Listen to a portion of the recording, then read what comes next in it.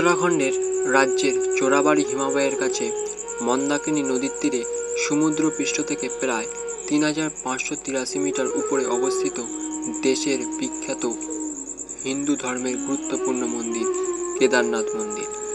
ভারতে ১২টি জ্যোতির্লিঙ্গের মধ্যে এটি একটি অন্যতম মন্দির।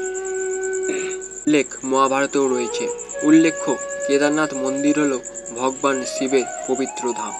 উত্তরাখণ্ড চারধাম যাত্রার অন্যতম অবিচ্ছেদ্য অংশ।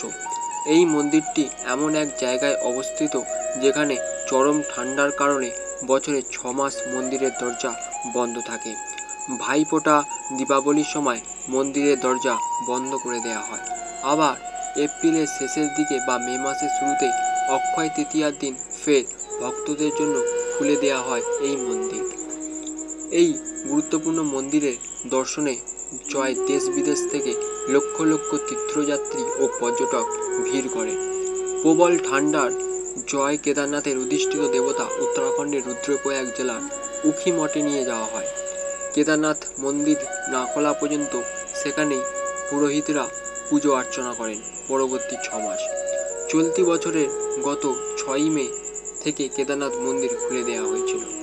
চারধাম যাত্রার অন্যতম অংশ হিসাবে এখানেও প্রচুর ভক্তের সমাগম হয়েছে। তবে এবার রেকর্ড ভিড়ের কারণে বেসামাল হয়ে পড়েছেন প্রশাসন। এখনও পর্যন্ত শুধুমাত্র কেদারনাথেই মৃত্যু হয়েছে ৪০ জনেরও বেশি। মন্দির যত প্রাচীন হয় ততই সেই মন্দির নিয়ে রহস্য দানা বাঁধতে থাকে। কেদারনাথ মন্দির শুধু হিন্দু ধর্মের গুরুত্বপূর্ণ মন্দির নয়, এই মন্দিরের সঙ্গে জড়িয়ে রয়েছে বহু পৌরাণিক কাহিনী ও অজানা রহস্য। আজকে এই ভিডিওতে আমরা সেই সম্পর্কে জানব।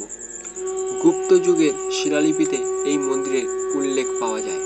তারপর ১১ শতকে গর্ভগৃহ সমেত গোটা মন্দির নির্মাণ হয়।